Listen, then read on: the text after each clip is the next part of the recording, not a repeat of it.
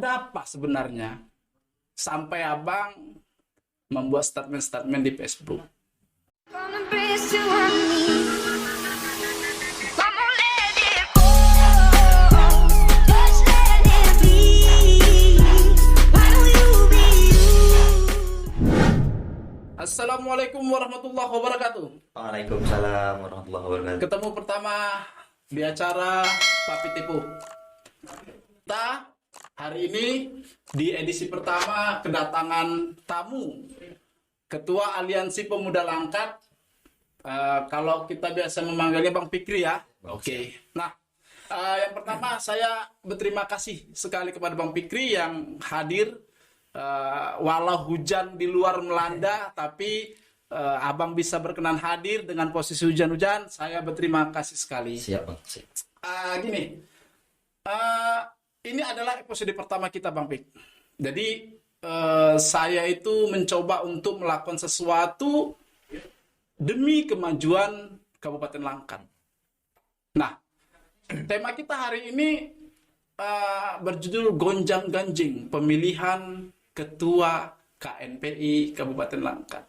Nah, berdasarkan dari situ, saya membaca beberapa statement abang di Facebook ya. Saya tertarik mengundang abang. Nah, pertanyaan saya sederhana sama abang. Siap. Ada apa sebenarnya sampai abang membuat statement-statement di Facebook? Silakan bang.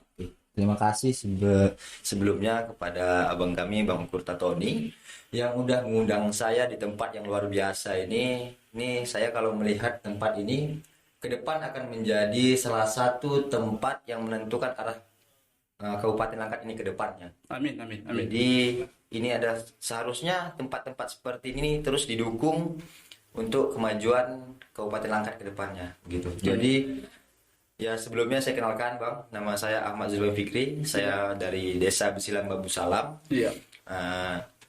Status saya mahasiswa di Universitas Islam Negeri Sumatera Utara dan saat ini sedang semester akhir.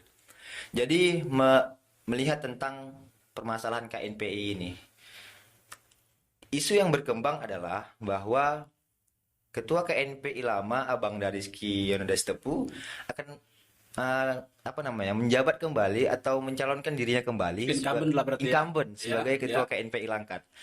Jadi kalau saya lihat selama ini KNPI di Langkat, di Kabupaten Langkat ini tidak ada pergerakan yang signifikan yang memang untuk memajukan pemuda Kabupaten Langkat. Oke, stop. Tadi abang bilang kurang ya, kurang ada kegiatan atau Iya, benar. apalah namanya. Pertanyaan saya sederhana sama abang. Dari sisi mananya abang mengatakan bahwasanya KNPI yang sekarang dijabat oleh Wakil Wali Kota Binjai ini kurang greget lah kalau bahasa anak mudanya ya. Kalau dilihat dari media sosial, dari di lapangan langsung, dari teman-teman informasi dari kawan-kawan yang kita himpun menjadi satu, bahwa salah satu Bang Rizky ini kan juga sebagai wakil wali kota Binjai. Kesibukan dia mengurusi masyarakat Binjai yang saya nilai membuat kurangnya kegiatan untuk KNP di Langkat ini. Jadi kalau saya bisa ingin sampaikan bahwa jabatan beliau itu menghambat proses beliau untuk berproses di Ketua KNPI Langkat ini, Bang. Kalau saya melihat seperti itu. Jadi Dan menurut abang sebelum menjabat perjalanan proses KNPI Langkat cukup signifikan dong. Kalau sebelum dia menjabat kemarin, ada kegiatan-kegiatan milik beliau. Contohnya kemarin kalau nggak saya bakti sosial, namun itu hanya beberapa kali saja kan begitu. Jadi setelah dia menjabat sebagai wakil wali kota Binjai, saya menilai dan saya melihat bahwa memang tidak ada gerakan dari DPD KNPI Kabupaten Langkat ini, begitu Bang. Oke. Ditambah lagi jabatan yang beliau emban sebagai saat ini, habis dari wakil wali kota Binjai, dia juga menjabat sebagai Ketua Palang Merah Indonesia Kota Binjai, gitu. Jadi ya kenapa sih mau mengurusi Langkat lagi, sedangkan dia sudah punya posisi khusus yang strategis untuk Kota Binjai, gitu. Ada apa ini ke depan? Nah, itu dia. Oke, berarti keresahan abang sebagai katakanlah Ketua Aliansi Pemuda Kabupaten Langkat ini mengkhawatirkan ketika nanti ini dijabat oleh Wakil Wali Kota Binjai lagi, Bang Ricky Tepu, takutnya perjalanan KNPI Langkat itu tidak seperti yang diharapkan. Itu dia ya. Benar, Bang. Oke. Nah, ini selain Abang, setahu saya ada satu lagi tuh kelompok yang kemarin mendeklarasikan menolak incumbent-nya Bang Rizky, kan begitu. Nah, kira-kira apakah memang pihak Abang sama pihak yang satu lagi yang kemarin, saya namanya lupa kemarin ya, memang sudah janjian untuk sama-sama menolak, atau ini hanya memang dari hati nurani, dari suara hati, atau bagaimana sebenarnya? Gini Bang, semua bisa menilai saat ini posisinya gimana, kan gitu. Saya hanya menyampaikan apa yang ada di hati saya saja, begitu, tentang kondisi yang saat ini. Sebenarnya pemuda Kabupaten Langkat ini sangat sangat memiliki potensi untuk memajukan Kabupaten Langkat. Banyak pemuda-pemuda Langkat yang di luar Kabupaten Langkat ini yang memang berkualitas, begitu Bang. Ada yang jadi ketua umum IMM Sumatera Utara, ada mantan ketua umum HMI cabang Medan. Jadi ini kan ada satu lagi, ada yang menjabat sebagai ketua umum Kohati cabang Medan. Ini kan potensi Bang, begitu. Jadi pemuda-pemuda Langkat ini pemuda yang berpotensi. Sayang kalau SDM-nya tidak dikelola dengan baik, sehingga ya di luar lepasnya tidak memajukan Kabupaten Langkat. Jadi saya berharap dengan adanya KNPI ini mampu untuk ke depan memajukan pemuda-pemuda yang ada di Kabupaten Langkat. Begitu Bang. Oke, jadi dasar-dasar itulah berartinya. Tapi secara pribadi saya nanya, apa nggak punya masalah kan dengan Wakil Wali Kota Binjai kan? Nggak ada. Nggak ada ya? Oh, mana tahu kan? Karena bukan apa, ini menarik gitu loh. Karena yang pertama gini, menariknya buat saya, jarang-jarang gitu loh. Pemilihan ketua KNPI Langkat gaduh gitu di media sosial ya kan? Saya menarik gitu ya, ngelihatnya apakah memang ini ada kepentingan kelompok personal. Makanya saya tanya sama Abang, memang tidak ada kebencian pribadi, nggak ada ya. Memang harapannya biar Bang Rizky Yolanda Sitepu fokus menjadi Wakil Wali Kota Binjainya, begitu ya. Biarkanlah pemuda-pemuda yang lain ini berproses, kan begitu. Dia sudah punya posisi khusus sebagai Wakil Wali Kota Binjai, dan masih banyak lagi pemuda-pemuda Langkat yang butuh proses gitu Bang. Sehingga ke depan mampu untuk memajukan Kabupaten Langkat ini. Berikanlah kepada kami ini, junior-juniornya, untuk berproses lebih lanjut di Kabupaten Langkat ini, sehingga kami yakin dengan adanya kami di Kabupaten Langkat ini, komitmen kami untuk memajukan Kabupaten Langkat dari pemuda, insya Allah berhasil. Itu aja sih. Oke. Nah, Abang sebagai masyarakat yang bertempat tinggal di Kabupaten Langkat, kira-kira sudah adakah yang Abang rasakan dampak positif dari keberadaan KNPI Kabupaten Langkat ini kurun waktu di 3-2 tahun terakhir? Kalau saya melihat lah Bang ya, belum ada sih Bang sebenarnya. Gerakan-gerakan yang dibangun KNPI ini yang dirasakan masyarakat di Kabupaten Langkat itu belum ada. Kalau saya melihat, bahkan banyak di luar sana ketika masa pandemi COVID, dari KNPI organisasi apapun itu bahu-membahu untuk mengatasi permasalahan COVID ini, dari membuat kegiatan vaksinasi dan segala macam. Dan ini saya tidak lihat gerakan-gerakan seperti ini di tubuh KNPI. Makanya ke depan kita harus pilih pemimpin yang memang memiliki inovasi dalam melakukan dalam sebuah kepemimpinan dia gitu Bang, sehingga kemajuan di tubuh KNPI itu terlihat jelas ketika dia menjabat. Jadi pemuda itu harus memiliki inovasi, kreasi untuk membangun negeri ini Bang. Itu dia, Bang. Oke, berarti sebegitu akutnya ya sampai Abang bisa memaparkan bahwa di 2-3 tahun terakhir pergerakan teman-teman KNPI Langkat ini memang sangat-sangat kurang ya, begitu ya. Oke. Jujur, saya sendiri kalau melihat situasi-situasi seperti ini, saya merasakan kemajuan Kabupaten Langkat ini akan lebih dekat. Loh, kenapa demikian?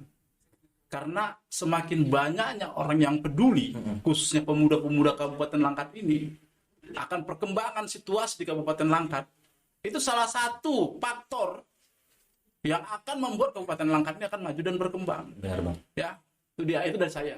Nah, sebelumnya saya mau bilang sama Bang Fikri, kita juga sudah mengundang sedikitnya 2 orang dari teman-teman KNPI Langkat. Namun yang satu izin karena dia berada di luar kota, dan yang satu lagi mengatakan kalau dia bisanya pada malam hari. Jadi saya mengatakan untuk malam belum bisa, Bang. Nah, akibat dari itu session obrolan kita akhirnya dialog seperti ini. Saya sengaja menghadirkan teman-teman KNPI Langkat itu maksudnya biar menemukan sebuah pembanding dari pro dan kontra. Nah, kan seperti itu dia. Nah, oke, kita lanjut, Bang. Sebenarnya di KNPI sendiri yang Abang ketahui, incumbent itu nggak ada masalah sebenarnya kan? Nggak jadi masalah. Nggak ada masalah kan? Oke. Saya kira dalam artian karena kayak kita di negara Indonesia, satu orang presiden hanya bisa dapat 2 periode misalnya kan. Tapi ternyata kalau di KNPI nggak ada masalah ya. Nah, Bang Ricky Yolanda Sitepu ini sendiri sudah berapa periode di KNPI Langkat? Baru 1 periode setahu saya. Setahu 1 periode ya. Iya. Oke. Jadi teman-teman Kabupaten Langkat, sekali lagi ini acara Papi Tepo di episode pertama. Pasti ada banyak kekurangan, ada banyak kekeliruan, ada banyak salah-salah bicara. Saya secara pribadi memohon maaf jika ada kalimat-kalimat yang tidak berkenan. Namun satu hal yang harus saya sampaikan, bahwasanya keberadaan kami di sini untuk dan demi kemajuan Kabupaten Langkat, tidak yang lain. Kita tidak membenci siapapun, tapi untuk atas nama Kabupaten Langkat, kita harus cari pemimpin yang terbaik demi KNPI Kabupaten Langkat.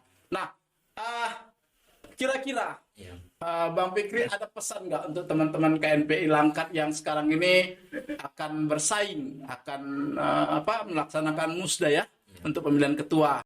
Silakan. Ada beberapa pesan dari saya selaku pemuda biasa-biasa saja Kabupaten Langkat. Yang pertama itu jaga kesucian demokrasi dalam pemilihan KNPI Langkat.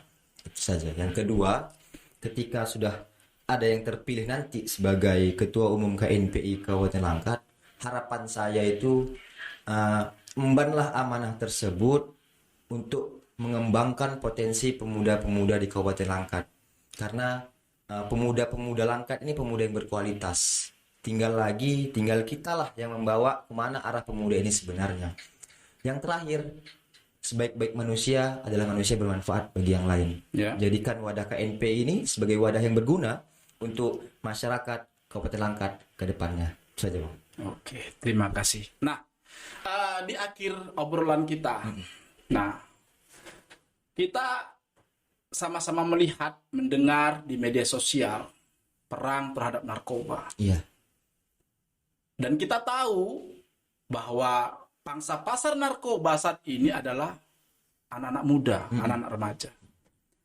Lalu, dalam kacamata Bang Fikri sendiri,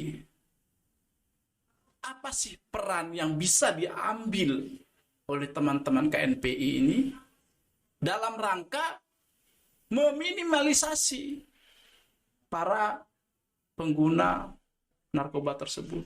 Dalam artian konteks pencegahannya. Kembali lagi Bang, kita berbicara masalah KNPI ini ketika diemban nanti oleh Pak Wakil Wali Kota Binjai. Binjai itu saya lihat dari media sosial adalah salah satu kabupaten kota yang tentang penyalahgunaan narkoba yang sangat luar biasa. Itu menjadi tugas terberat beliau sebagai Wakil Wali Kota Binjai. Makanya fokuslah urusi masalah narkoba di Kota Binjai saja. Untuk masalah Ketua KNPI Langkat nanti, bagaimana cara mengatasi permasalahan narkoba? Narkoba ini adalah musuh terbesar bangsa kita, Bang. Yang gitu kan. Udah hampir berapa juta orang yang di Indonesia sudah terkontaminasi dengan bahaya narkoba ini, dengan narkoba.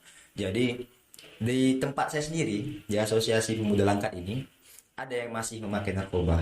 Tapi dengan adanya aktivitas sosial kita gitu, sehingga terlengahkan dia dengan hal yang begituan, Bang. Mau dia berbakti sosial, mau dia bantu masyarakat yang kurang mampu dalam bentuk kategori yang membutuhkan uluran tangan, contoh kemarin anak hidrosepalus, mau dia turun bersama. Jadi sebenarnya perlu pengarahan dan edukasi sebenarnya, Bang, untuk pemuda-pemuda Langkat ini yang ketergantungan masalah narkoba ini gitu, Bang. Kalau menurut saya seperti itu. Dan gandenglah instansi-instansi terkait, Polres Langkat dan BNN Kabupaten Langkat untuk memberikan masukan-masukan kepada KNPI agar para pengurus KNPI dimulai dari dalam diri sendiri dulu, Bang. Dari pengurus KNPI agar jangan ada yang keterlibatan terhadap masalah narkoba. Kalau perlu, seluruh anggota ataupun kepengurusan yang ke depan itu harus tes urin dulu semua.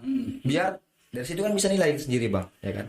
Biar nanti jangan ada yang terkontaminasi narkoba. Macam mana mau berantas narkoba sedang di dalam dirinya sendiri ada hal seperti itu, kan begitu. Jadi ya dimulai dari diri sendiri. Itu hal yang pertama. Yang kedua, ya seringlah melakukan sosialisasi ke desa-desa, tingkat PK-PK, kecamatan-kecamatan tentang bahaya narkoba ini. Itu menurut saya, Bang. Oke. Harapannya seperti itu. Saya juga melihatnya begini. Kita punya BNN ya dalam memberantas narkoba, tapi tidak bisa ditampik peran KNPI yang mana ada kalimat P-nya itu adalah pemuda. Nah kan perannya itu apa dalam memberantas narkoba tadi? Nah saya sendiri ngelihatnya belum maksimal. Benar. Dan ini yang paling saya harapkan dari ketua barunya nanti, agar peran serta teman-teman KNPI Langkat itu dalam pemberantasan benar-benar terrealisasi. Terserah dalam bentuk apa itu, mau itu dalam bentuk seminar, mau itu dalam bentuk penyuluhan, mau itu dalam bentuk sosialisasi yang bagaimana, tidak masalah. Itu kalau di saya. Jadi mungkin teman-teman sahabat-sahabat di Kabupaten Langkat, untuk episode pertama Papi Tepo channel akan segera berakhir, dan saya Tony Tepu mengucapkan terima kasih untuk teman-teman semuanya. Jangan lupa ikutin Papi Tepo channel, like and subscribe. Terima kasih. Assalamualaikum warahmatullahi wabarakatuh. Waalaikumsalam warahmatullahi wabarakatuh.